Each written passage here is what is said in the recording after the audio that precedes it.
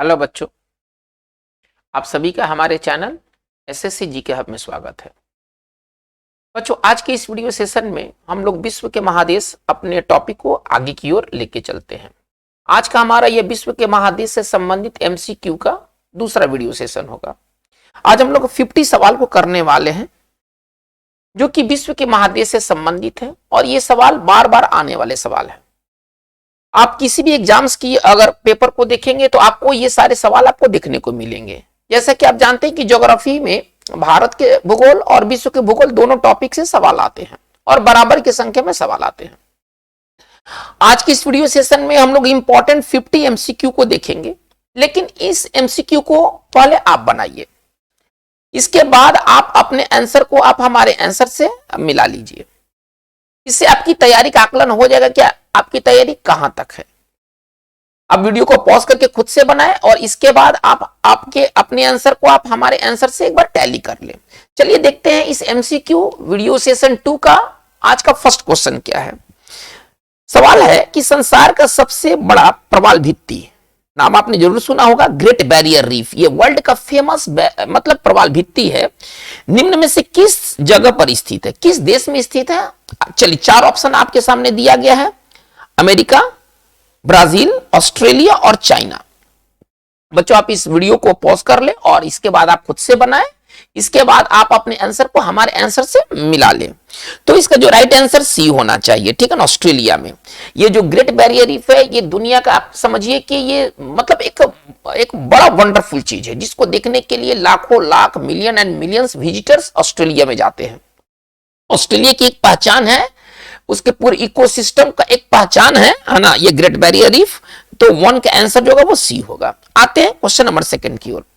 नहरों का देश कहा जाता है, इनमें से नहरों का देश किसको कहा जाता है? चीन को, पाकिस्तान को, दक्षिण कोरिया को, इनमें से कोई नहीं। इसका राइट आंसर होना चाहिए बी, है ना। पाकिस्तान को नहरों का देश कहा जाता है। यहां नहरों का एक विकसित नेटवर्क आपको देखने को मिलेगा, ठीक है। तो 2 का आंसर हमारा बी होगा। आते क्वेश्चन नंबर 3 में। कह रहा है क्या कि विश्व का एकमात्र देश जो अपने आर्थिक विकास की माप राष्ट्रीय खुशहाली के आधार पर करता है, मतलब वहां पर मतलब संपन्नता है राष्ट्रीय खुशहाली। आप ऐसा समझिए, ऐसा नहीं कि पॉकेट में बहुत ज्यादा पैसा ले लिए तो आप संपन्न होंगे। आप संपन्न तभी होंगे जब आप खुशहाल होंगे। तो खुशहाली को वहां पर आर्थिक विकास का पैमाना समझा जाता है और वो देश है, 4 ऑप्शन आपके सामने है, म्यांमार, वियतनाम, दक्षिण अफ्रीका और भूटान। इसका जो राइट आंसर होना चाहिए वो होना चाहिए भूटान। भूटान एक ऐसा देश है जहां पर राष्ट्रीय विकास आर्थिक विकास का जो पैमाना है वो आपकी खुशहाली है, यानी कि 3 का आंसर जो होगा वो डी होगा। क्वेश्चन नंबर आते हैं 4 में। विश्व का सबसे बड़ा अफीम उत्पादक देश है। चलिए 4 ऑप्शन दिया गया है, ईरान, मिस्र, अफगानिस्तान और टर्की, जिसको आप हिंदी में तुर्की कहते हैं। इसमें से एक देश है जिसकी आर्थिक गतिविधियां अफीम पर ही चलती है। आप ऐसे समझिए, मतलब अफीम ही वहां के अर्थव्यवस्था का मूल आधार है। अफीम की खेती जबरदस्त पैमाने पर होती है और वो देश कोई और नहीं और वो है अफगानिस्तान। अब यहाँ पर तो तालिबानी हुआ कब्जा हो गया है, यहाँ तो जम के और खेती होंगी, ठीक है ना। यहाँ पर जम की खेती होंगी, दुनिया भर में यहाँ से इलीगल ट्रैफिकिंग होता है अफीम का, ठीक है। तो यानी कि 4 का राइट आंसर हमारा सी होना चाहिए। आते हैं नंबर 5 में। करें कि निम्न में से किस देश को नदियों का देश कहा जाता है ना। मतलब देश में काफी संख्या में नदियां हैं, ऐसे तो सब देश में नदियां हैं, भारत में भी है, चाइना में भी नदियां है, लेकिन वो देश अपने आकार के से ज्यादा नदी को ले रखा है, ठीक है ना। जितना देश का आकार है उससे ज्यादा नदी को ले रखा है, जिस कारण से उसको नदियों का देश कहा जाता है। भारत, चीन, पाकिस्तान और बांग्लादेश। तो बच्चों हिंट आपको मिल चुका है और वो है आपका बांग्लादेश, ठीक है। 5 का राइट आंसर हमारा डी होने वाला है। नेक्स्ट क्वेश्चन की ओर आते हैं। सर्वाधिक जैव विविधता, जिसको आप बायोडाइवर्सिटी कहते हैं, वाला देश है कौन सा? देश में सबसे ज्यादा ना बायोडाइवर्सिटी है। वो ऑप्शंस आपके सामने है, ब्राजील, इंडोनेशिया, कनाडा और रसा। तो बच्चों इसका जो राइट आंसर होना चाहिए वो ब्राजील होना चाहिए। ब्राजील एक ऐसा देश है जिसमें सबसे ज्यादा बायोडाइवर्सिटी है। और जो सेकंड देश ब्राजील के बाद जहां पर सबसे ज्यादा बायोडाइवर्सिटी देखने को मिलेगा, जैव विविधता देखने को मिलेगा, वो है इंडोनेशिया। इंडोनेशिया ब्राजील के बाद ये सेकंड पोजीशन रखता है बायोडाइवर्सिटी के मामलों में। जबकि अमेजन नदी यहां पर जो बहती है ब्राजील में, ये दुनिया का सबसे ज्यादा ये हॉट स्पॉट है बायोडायवर्सिटी का, आप ऐसा समझिए। तो जो फर्स्ट पोजीशन है बायोडायवर्सिटी के मामलों में वो है सर ब्राजील। चलिए हम लोग क्वेश्चन नंबर 7 की ओर मूव करते हैं। अक्सर चर्चा में रहने वाला गोलन हाइट्स है ना, कहां पर है? ठीक है, सीरिया और ईरान के बीच, सीरिया इजराइल के बीच, लेबनान इजराइल के बीच और मिस्र और इजराइल के बीच। तो यहां पर हम एक चीज तो देखते हैं कि इजराइल सब में है। ठीक है, यानी कि हमारा अब चूंकि सीरिया और ईरान नहीं होना चाहिए, एक गेस लेते हैं क्योंकि इजराइल 3 बार दिया गया है, यानी कि इजराइल एक जरूर देश होगा जहां पर गोलन हाइट्स आपको देखने को मिलेंगे। और एक जो देश है वो सीरिया है। ये सीरिया और इजराइल के बीच एक विवादित एक जगह है जिसका नाम है गोलन हाइट्स। अक्सर ये न्यूज में आपको ये पढ़ने को मिल जाएंगे, सुनने को मिल जाएंगे। तो नंबर इसका जो 7 का राइट आंसर आपका बी होगा। चलिए नंबर 8 में आते हैं। निम्न में कौन सा युग्म गलत है? आपको गलत युग्म चुनना है। बैकाल झील रूस, सुपीरियर झील अमेरिका कनाडा, विक्टोरिया झील युगांडा केन्या तंजानिया और विनिपेग झील अमेरिका। बच्चों ये बहुत इंपॉर्टेंट ये प्रश्न है और ये प्रश्न कई बार अलग अलग तरह से ये पूछा गया है। बैकाल झील दुनिया का सबसे गहरी झील, आप ऐसा समझिए, दुनिया का जो सबसे गहरी झील है वो बैकाल झील है। सुपीरियर झील दुनिया के सबसे मीठे पानी वाला जो झील है वो सुपीरियर झील है। तो सबकी अपनी अपनी विशेषता है। ठीक है, तो इसका जो राइट आंसर होना चाहिए वो विनिपेग झील। ये विनिपेग झील अमेरिका में नहीं है, विनिपेग झील कनाडा में है। विनिपेग झील कनाडा में है, बाकी सब जगह ठीक है। बैकाल झील रूस में है, सुपीरियर झील अमेरिका और कनाडा के दोनों के मध्य है। विक्टोरिया झील 3 देशों को कवर करती है जिसका नाम युगांडा, केन्या और तंजानिया है।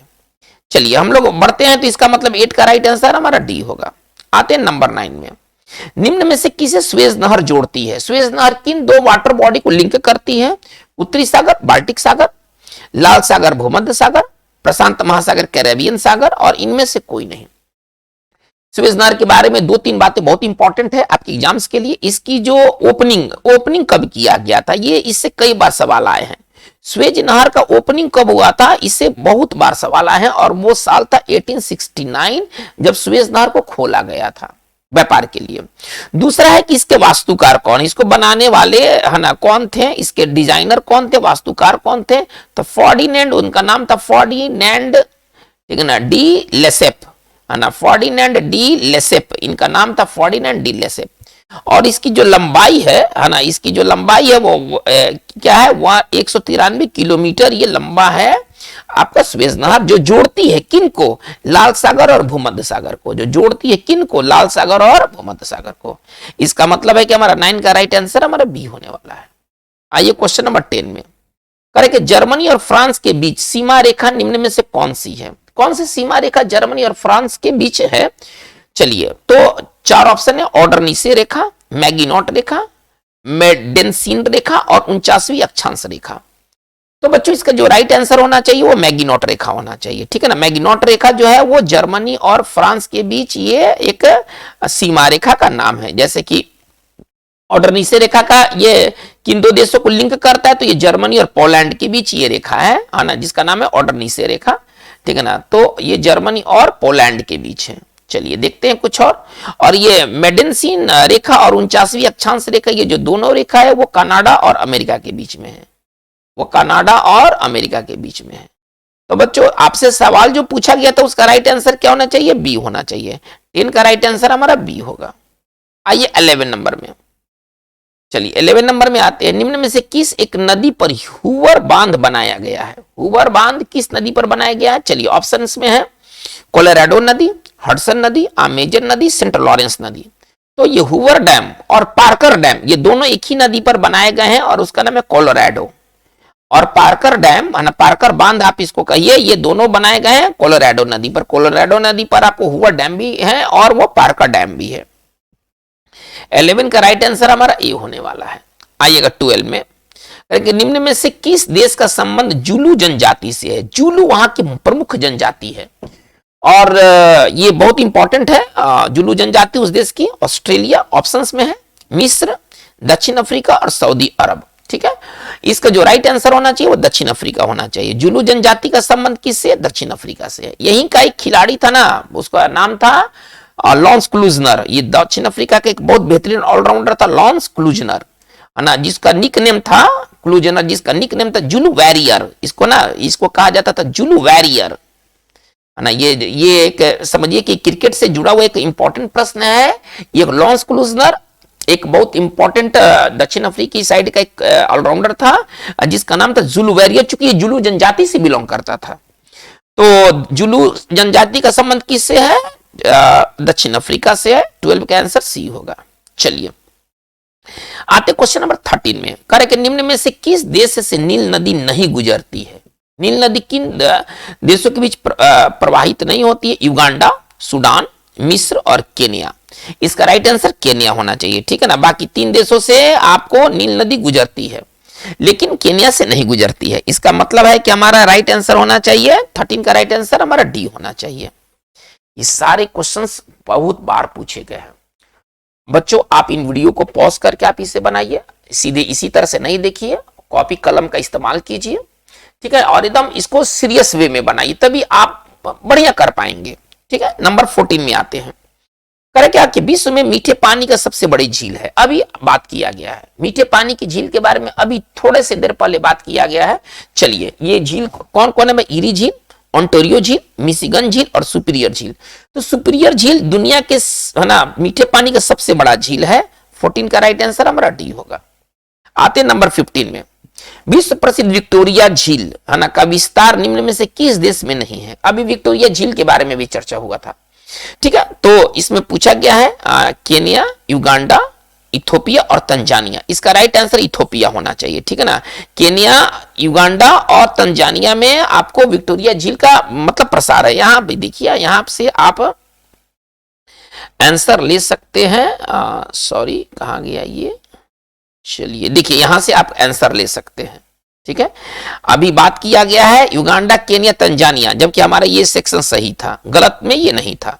इसका मतलब है कि युगांडा, केनिया, तंजानिया में विक्टोरिया झील बहता है, या विक्टोरिया झील का एक्सपेंशन जो है वो 3 देशों में है, लेकिन उसमें इथोपिया नहीं है। इस बार पूछा गया कि किस देश में विक्टोरिया झील नहीं है, का विस्तार नहीं है, तो वो इथोपिया है। इसका मतलब है कि 15 का राइट आंसर हमारा सी होने वाला है। आइए नंबर 16 में, किस देश में ब्लैक फॉरेस्ट स्थित है? ब्लैक फॉरेस्ट फॉरेस्ट नहीं है सर, ये एक पहाड़ का नाम है, ये एक पहाड़ का नाम है, और पहाड़ का नाम है ब्लैक फॉरेस्ट। तो इसमें पूछा गया है कि किस देश में ब्लैक फॉरेस्ट है? फ्रांस में, स्पेन में, पुर्तगाल में और जर्मनी में। इसका राइट आंसर होना चाहिए जर्मनी, ठीक है ना। ब्लैक फॉरेस्ट जो नामक पहाड़ जर्मनी में स्थित है। 16 का आंसर जो होगा वो डी होगा। आइएगा 17 में, विश्व प्रसिद्ध किम्बरले की खान है, किस चीज की खान है? ये साउथ अफ्रीका में ये खान है, या ये साउथ अफ्रीका में लोकेटेड है, आप ऐसे समझिए। ये भी बहुत इंपॉर्टेंट एक प्रश्न हो गया कि किस देश में किम्बरले की खान है, और ये हीरे की खान है।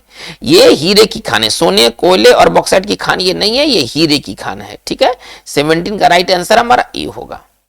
आइएगा नंबर 18 में, स्कैंडिनेवियन देशों में सम्मिलित नहीं है। 4 ऑप्शन आपके सामने दिए गए हैं, इनमें से एक देश वैसा देश है जो कि स्कैंडिनेवियन कंट्री के अंतर्गत नहीं आता है। चलिए, नॉर्वे, जर्मनी, डेनमार्क और स्वीडन। तो इसका राइट आंसर जर्मनी होना चाहिए, ठीक है ना। ये जो 3 देश है, नॉर्वे, डेनमार्क और स्वीडन, ये स्कैंडिनेवियन कंट्री के अंतर्गत आते हैं। ये वैसे कंट्री हैं जो हिस्टोरिकली, कल्चरली और लिंग्विस्टिकली, है ना, ये आपस में ये कॉमन, मतलब इनका जो कल्चर है, इनका जो भाषा है, इनकी जो संस्कृति है, इनका जो इतिहास है ना, ये तीनों देशों का कॉमन है। ये कल्चरली एक दूसरे से जुड़े हुए हैं, ये लिंग्विस्टिकली एक दूसरे से जुड़े हुए हैं, ये हिस्टोरिकली एक दूसरे से जुड़े हुए हैं। तो ये 3 के जो देश है ना, ये आते हैं स्कैंडिनेवियन कंट्रीज में, लेकिन उसमें जर्मनी शामिल नहीं है। 18 का राइट आंसर हमारा बी होगा। आते 19 में, हैफा एक प्रमुख औद्योगिक केंद्र है जो स्थित है, ठीक है ना, और हैफा का संबंध भारत से भी है, इसलिए क्वेश्चन ज्यादा इंपॉर्टेंट है। इराक में है, तुर्की में है, इजराइल में, इनमें से कोई नहीं। इसका जो राइट आंसर हैफा के बारे में, राइट आंसर इजराइल होना चाहिए, ठीक है। 19 का आंसर सी होगा। आइए नंबर 20 में, इंग्लिश चैनल यूनाइटेड किंगडम को किस देश से अलग करती है? इंग्लैंड या यूनाइटेड किंगडम कह लीजिए, उसको किस देश से अलग करती है इंग्लिश चैनल? तो ऑप्शंस में है फ्रांस, जर्मनी, नीदरलैंड और डेनमार्क। बच्चों आप इस वीडियो को पॉज करके बनाएं और फिर आप अपने आंसर को आप हमारे आंसर से मैच कर रहे, सीधे आप इस तरह से नहीं देखें। तो इंग्लिश चैनल बहुत फेमस चैनल है, आपको बहुत सारे मिलेंगे कि इंग्लिश चैनल को किसने पार किया। इंग्लिश चैनल हमेशा न्यूज में रहने वाला चीज है। तो ये इंग्लैंड को, यूनाइटेड किंगडम को अलग करती है फ्रांस से, ठीक है ना। इसका राइट आंसर हमारा ए होना चाहिए, 20 का राइट आंसर ये होगा। आइएगा 21 में, यूरोप की सबसे ऊंची चोटी है, कह रहा है क्या, mount blank, mount Elbrus, Mount Elbert और मैकिनले, ठीक है ना।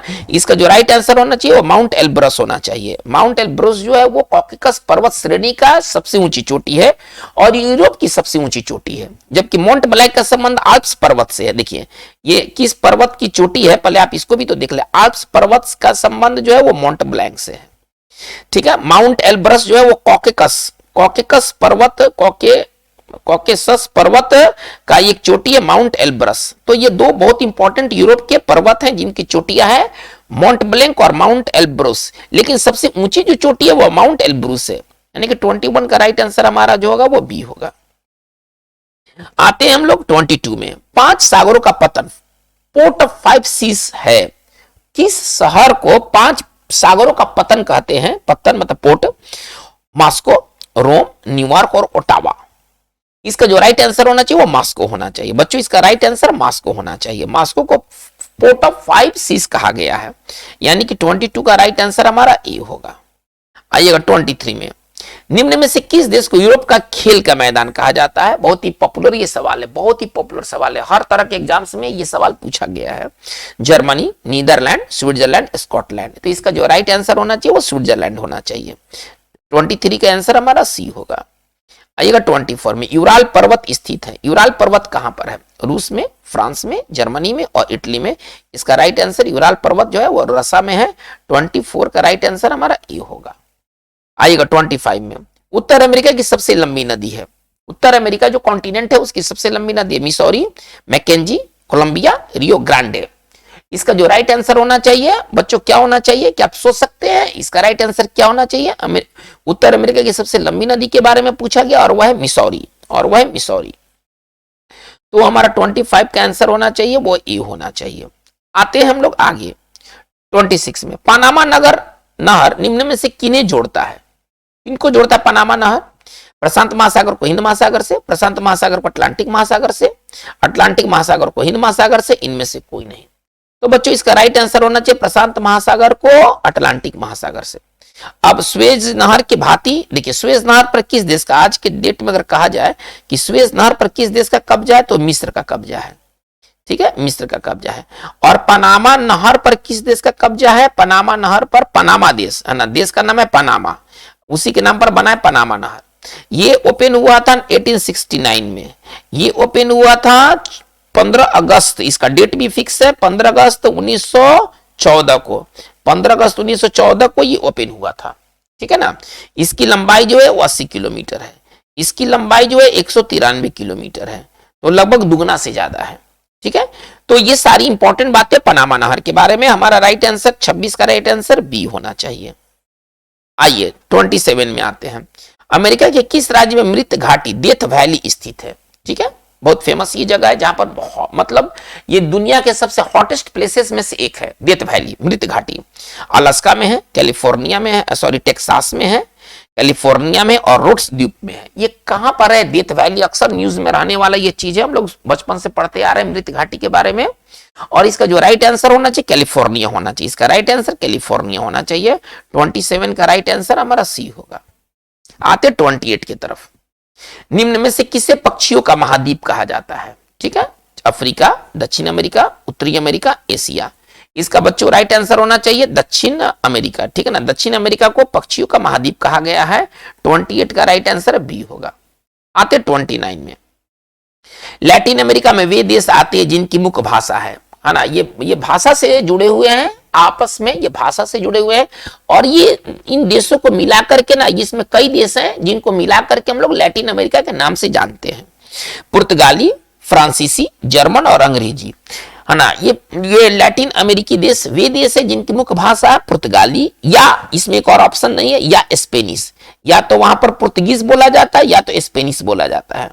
और ये देश भाषा के रूप में है ना, भाषा से जुड़े हुए हैं, देश तो अलग अलग है लेकिन भाषा इनको लिंक करती है। और जहां पर स्पेनिश भाषा या पुर्तगाली भाषा मेन भाषा है, वे देश लैटिन अमेरिका के अंतर्गत आते हैं। 29 का राइट आंसर हमारा ए होना चाहिए। आते 30 में, विश्व की सबसे लंबी पर्वत श्रृंखला है, ठीक है ना। विश्व की सबसे लंबी पर्वत श्रृंखला कौन है भाई? रॉकी पर्वत, आल्प्स पर्वत, हिमालय और एंडीज। तो इसका राइट आंसर एंडीज होना चाहिए, इसका राइट आंसर एंडीज होना चाहिए। 30 का राइट आंसर डी होगा, ठीक है। चलिए आते हैं, कार निर्माण के लिए जाना जाता है। कार निर्माण के लिए कौन सा जगह फेमस है? लंदन, डेट्रॉयट, म्यूनिख और पेरिस।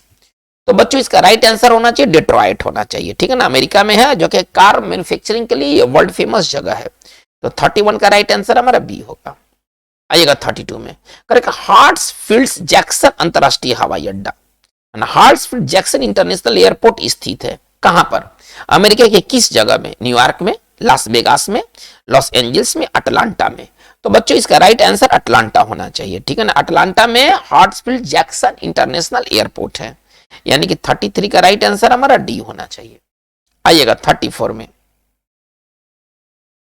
33 में सॉरी, निम्न में से कौन सा ऑस्ट्रेलिया का सबसे बड़ा नगर है? ऑस्ट्रेलिया के सबसे बड़ा नगर के बारे में पूछा गया है।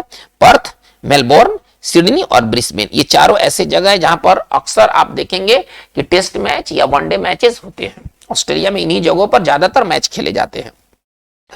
और एक हिंट आपको मैं दे रहा हूं, अगर आप पकड़ सकते तो बहुत अच्छी बात है। और यहां पर जो टेस्ट या वनडे मैच होता है ना, तो यहां पर जो टेस्ट मैच होता है ये स्पिन फ्रेंडली विकेट है, मतलब स्पिनर यहां पर ज्यादा विकेट लेते हैं, जबकि ऑस्ट्रेलिया के बाकी शहरों में तेज गेंदबाजों को ज्यादा मदद मिलती है। अगर आप क्रिकेट के अच्छे जानकार हैं तो आपको ये हिंट मिल चुका है इस प्रश्न के आंसर देने के लिए।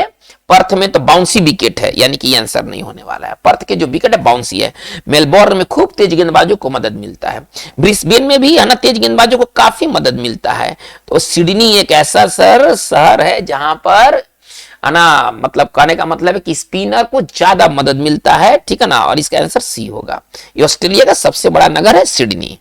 चलिए तो 33 का राइट आंसर हमारा सी होगा। आइए 34 में आते, कोयला। कोयला नहीं है ना, कोयला है। किस देश में पाया जाने वाला एक स्तनधारी है, ठीक है।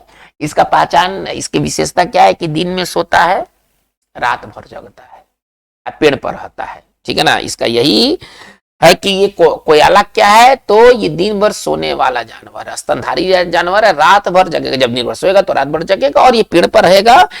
ये कहां पाया जाता है? केवल एक ही ये देश जगह पाया जाता है। ऐसा नहीं कि वो भारत में भी मिलेगा, वो पाकिस्तान में भी मिलेगा, ऐसा नहीं है। अमेरिका में, ब्राजील में, ऑस्ट्रेलिया में और कनाडा में। तो इसका राइट आंसर ऑस्ट्रेलिया होना चाहिए, ठीक है ना।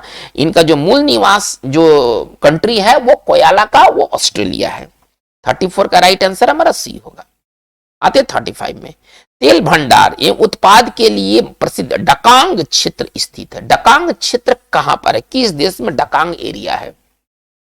चीन में, रूस में, अमेरिका में, कनाडा में। तो बच्चों इसका राइट आंसर होना चाहिए चीन में, ठीक है ना। चीन में डकांग क्षेत्र स्थित है, जो कि मतलब तेल भंडारण और तेल उत्पादन के लिए ये वर्ल्ड फेमस है।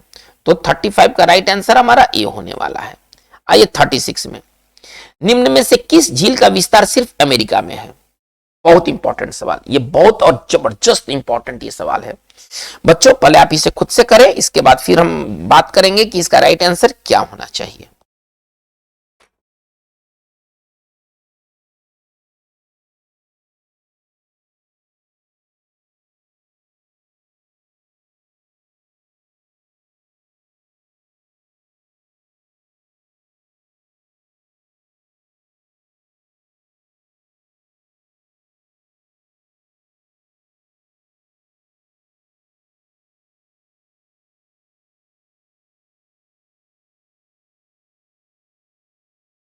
चलिए इसका राइट आंसर अगर आपने को आपको मिल गया है तो इसका राइट आंसर होना चाहिए मिशिगन। देखिए मिशिगन जो लेक है, बाकी जितने भी लेक हैं, बाकी जितने भी झील हैं, वो अमेरिका और कनाडा दोनों के बीच में है। बाकी जितने भी झील हैं वो अमेरिका और कनाडा दोनों के बीच में है।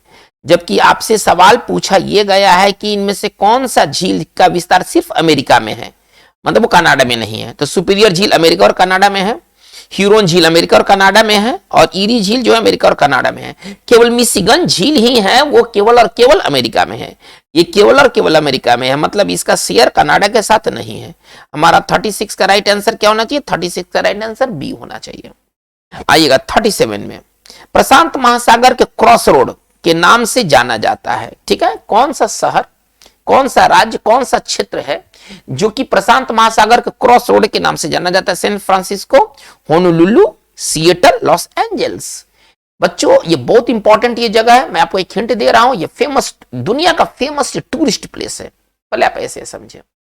ये एक द्वीप है जो कि दुनिया का टॉप ये टूरिस्ट प्लेस है, और वो है होनोलुलु, और वो है होनोलुलु। तो 37 का राइट आंसर हमारा क्या होना चाहिए? 37 का राइट आंसर बी होना चाहिए। आते 38 में, निम्न में से सर्वाधिक जनसंख्या वाला नगर है। सबसे ज्यादा जनसंख्या किस नगर की है? शिकागो, लॉस एंजल्स, बोस्टन और न्यूयॉर्क। तो बच्चों इसका राइट आंसर न्यूयॉर्क होना चाहिए, ठीक है ना। न्यूयॉर्क के बाद शिकागो है, शिकागो सबसे ज्यादा नहीं है, सबसे ज्यादा जनसंख्या न्यूयॉर्क में है, एंड देयर आफ्टर है ना शिकागो। तो 38 का राइट आंसर हमारा डी होगा। आते 39 में, चलिए करें कि निम्न में से किसे हॉलीवुड नगरी के रूप में जाना जाता है? ये शहर है जिसको आप हॉलीवुड नगरी के रूप में भी आप इसको जानते हैं। ये शहर में जितने भी अंतर्राष्ट्रीय फिल्म समारोह होते हैं इस शहर में होते हैं, जैसे कि ऑस्कर अवार्ड इसी शहर में दिया जाता है, ठीक है ना। इसी शहर में फंक्शन होते हैं। ये सब हिंट है आपको पकड़ने के लिए। ऑप्शंस क्या क्या? New York, Chicago, Philadelphia, Los Angeles. किसको हॉलीवुड नगरी, जैसे कि बंबई, मुंबई है ना बॉलीवुड, तो वैसे ये शहर है हॉलीवुड नगरी और उसका नाम है लॉस एंजल्स, उसका नाम है लॉस एंजल्स। यानी कि 39 का आंसर जो होगा वो डी होगा। आते क्वेश्चन नंबर 40 में, करे कि खमसी नामक गर्म एवं धूल भरी है ना हवा, धूल भरी हवा है, यहाँ पर हवा होना चाहिए है ना, निम्न में से किस देश में चलती है? एक खमसी नामक एक हवा है जो कि किस देश में चलती है? नाइजीरिया में, मिस्र में, दक्षिण अफ्रीका में और मोरक्को में। इसका जो राइट आंसर होना चाहिए वो मिस्र में, ठीक है ना। ये जैसे कि कैसे यहाँ पर लू चलता है तो वैसे वहां खमसी नामक एक गर्म और धूल भरी हवा चलती है, वो मिस्र में चलती है। 40 का राइट आंसर हमारा बी होना चाहिए। आइए 41 में आते हैं, निम्न में से किस देश को छोटा यूरोप के नाम से जाना जाता है? यहां पर इतना ज्यादा विविधता है जिसके कारण इसको इस देश में ना हर तरह के मतलब हर तरह की इसमें वेरिएशन है, इसके क्लाइमेट में विविधता है, इसके भौतिक बनावट में विविधता है, जिसके कारण इस देश को छोटा यूरोप कहा गया है। जर्मनी, फ्रांस, बेल्जियम और इंग्लैंड। तो बच्चों इसका राइट आंसर फ्रांस होना चाहिए, इसका राइट आंसर फ्रांस होना चाहिए। 41 का राइट आंसर हमारा बी होगा। आइएगा, निम्न में से किन देशों के बीच फॉकलैंड एक विवादित द्वीप है? फॉकलैंड एक न्यूज में रहने वाला द्वीप है, पहले आप ऐसे समझिए, लेकिन ये दो देशों के बीच एक विवादित द्वीप है। चलिए ऑप्शंस क्या क्या है आपके सामने? इंग्लैंड एवं पेरू, अर्जेंटीना एवं उरुग्वे, अर्जेंटीना एवं ब्राजील, अर्जेंटीना एवं यूनाइटेड किंगडम। एक तो समझ में आ रहा है कि अर्जेंटीना एक देश है, लेकिन दूसरा देश कौन है जिसके साथ फॉकलैंड द्वीप के लिए अर्जेंटीना को उस देश से विवाद है? तो वह यूनाइटेड किंगडम। यूनाइटेड किंगडम और अर्जेंटीना के बीच फॉकलैंड एक विवादित द्वीप है। हालांकि इस पर कब्जा जो है ना वो यूनाइटेड किंगडम का ही है, इस पर कब्जा जो है वो यूनाइटेड किंगडम का ही है, लेकिन अर्जेंटीना भी इस पर अपना दावा ठोकता है। इसका मतलब है कि हमारा राइट आंसर क्या होना चाहिए? 42 का राइट आंसर हमारा डी होना चाहिए। आइएगा 43 में, निम्नलिखित में से गलत युग्म को चुनना है आपको, ठीक है ना। घास का मैदान है और देश है, इसमें से आपको रॉन्ग पेयर चुनना है। Pampas Argentina, Llanos Venezuela, Campos Brazil और विल्ड मोरक्को। बच्चों इसका जो राइट आंसर होना चाहिए वो आपका आंसर डी होना चाहिए। विल्ड एक घास का मैदान है जो मोरक्को का नहीं है, ये दक्षिण अफ्रीका का है, ये जो है वो दक्षिण अफ्रीका का है, ठीक है ना, ये जो है वो दक्षिण अफ्रीका का है। यानी कि हमारा 43 का राइट आंसर हमारा डी होगा। आइएगा 44 में, निम्न में से गलत युग्म को चुने। आपको गलत युग्म चुनना है, ठीक है ना। देश है और इधर राजधानी है। आइसलैंड रेकजाविक, पुर्तगाल लिस्बन, बेल्जियम सोफिया और फिनलैंड हेलसिंकी। तो इसमें से आपको गलत ऑप्शन चुनना है कि किस देश का राजधानी वो नहीं है। तो बच्चों इसका राइट आंसर होना चाहिए बेल्जियम का राजधानी सोफिया नहीं है, बेल्जियम का राजधानी ब्रुसेल्स है, ठीक है ना। इसका राजधानी जो है ब्रुसेल्स है और ये सोफिया जो है ना बुल्गारिया की राजधानी है। ये किसकी राजधानी है? सोफिया। सोफिया जो है ना बुल्गारिया की राजधानी है। थोड़ा सा इस चीज को समझिए। तो बेल्जियम की राजधानी जो है वो ब्रुसेल्स है। इसका मतलब है कि हमारा 44 का राइट आंसर हमारा क्या होना चाहिए? सी होना चाहिए। आइए 45 में करेंगे माओरी जनजाति, बहुत फेमस जनजाति है, उस देश की फेमस जनजाति है का संबंध निम्न में से किस देश से है? माओरी जनजाति कहां पाई जाती है? ऑस्ट्रेलिया में, न्यूजीलैंड में, दक्षिण अफ्रीका में और ब्राजील में। इसका बच्चों राइट आंसर होना चाहिए न्यूजीलैंड में। ठीक है ना, 45 का राइट आंसर हमारा बी होगा। आइएगा 46 में देखते हैं, करेंगे विश्व प्रसिद्ध थ्री गॉर्स डैम निम्न में से किस नदी पर बना हुआ? ये फेमस डैम है, ये वर्ल्ड फेमस डैम है थ्री गॉर्स डैम। ये किस नदी पर बना हुआ है? वांगहो, यांगती सिकियांग, मेकांग और सिकियांग। ये चाइना का एक बहुत फेमस डैम है जो कि यांगती सिकियांग नदी पर बनाया गया है। यानी कि 46 का राइट आंसर हमारा बी होना चाहिए। आते हैं 47 में। अफ्रीका महादेश में सर्वाधिक बोले जाने वाली भाषा है कौन सी भाषा? अफ्रीका में, अफ्रीकी कॉन्टिनेंट में बोला जाता है स्पेनिश, अरबी, अंग्रेजी और इनमें से कोई नहीं। तो इसका राइट आंसर अरबी होना चाहिए। ठीक है ना, इसका राइट आंसर अरबी होना चाहिए। 47 का राइट आंसर हमारा बी होगा। आइएगा 48 में, निम्न में से कौन सा नगर दक्षिण अफ्रीका की राजधानी नहीं है? दक्षिण अफ्रीका की राजधानी नहीं, आपको वो चुनना है। जोहान्सबर्ग, केपटाउन, ब्लूमफोंटेन और प्रिटोरिया। बच्चों इसका राइट आंसर जोहान्सबर्ग होना चाहिए। ठीक है ना, चलिए केपटाउन राजधानी, लेजिस्लेटिव राजधानी जो है वो केपटाउन है, आप ऐसे समझिए। ब्लूमफोंटेन जो जुडिशियल राजधानी जो मतलब यहाँ पर जो इसका जो सर्वोच्च न्यायालय है वो ब्लूमफोंटेन में बैठता है, इसलिए इसको जुडिशियल कैपिटल कहा गया है। ठीक है ना, चलिए तो ये जुडिशियल राजधानी जो है ब्लूमफोंटेन है और एडमिनिस्ट्रेटिव राजधानी जो है ना प्रिटोरिया है। एडमिनिस्ट्रेटिव राजधानी मतलब ये दुनिया का एकमात्र देश है जिसकी 3 राजधानियां हैं, है ना। ये तीनों जो है वो साउथ अफ्रीका की राजधानी है। ये 3 जो है ना ये साउथ अफ्रीका की राजधानी है, जिसमें कि जोहान्सबर्ग आपका शामिल नहीं है। ठीक है, यानी कि हमारा 48 का राइट आंसर हमारा ए होना चाहिए। आइए 49 में, निम्न में से किस स्थान पर मेडागास्कर स्थित है? मेडागास्कर किस स्थान पर स्थित है? अटलांटिक महासागर में, प्रशांत महासागर में, कैरेबियन सागर में और हिंद महासागर में। बच्चों इसका राइट आंसर होना चाहिए हिंद महासागर। ठीक है, यानी कि हमारा 49 का राइट आंसर हमारा डी बनेगा। आते नंबर 50 में, बेरिंग जल संधि, बेरिंग स्ट्रीट, ठीक है ना, एशिया को किस महादेश से अलग करती है? उत्तरी अमेरिका, यूरोप, अफ्रीका, इनमें से कोई नहीं। इसका बच्चों राइट आंसर होना चाहिए उत्तरी अमेरिका। 50 का राइट आंसर हमारा ए होगा। तो बच्चों आज के इस वीडियो सेशन में हम लोगों ने टोटल 50 एमसीक्यू को देखा है, लेकिन आपका ये वर्ल्ड के कॉन्टिनेंट्स का वीडियो अभी आगे जारी रहेगा। 1-2 और वीडियो हम लाएंगे जो वर्ल्ड कॉन्टिनेंट से जुड़े हुए एमसीक्यू से रिलेटेड होंगे। बच्चों आपको ये वीडियो सेशन कैसा लगा? अगर आपको ये पसंद आया हो तो आप इसे जरूर लाइक करें। आप चैनल को सब्सक्राइब करना ना भूलें। चैनल का नाम है एसएससी जीके हब, और आप अपने ग्रुप में भी आप इस चैनल को ज्यादा से ज्यादा प्रसार करें ताकि आपके तरह बाकी लोग भी बेनिफिट पा सके। Thank you very much.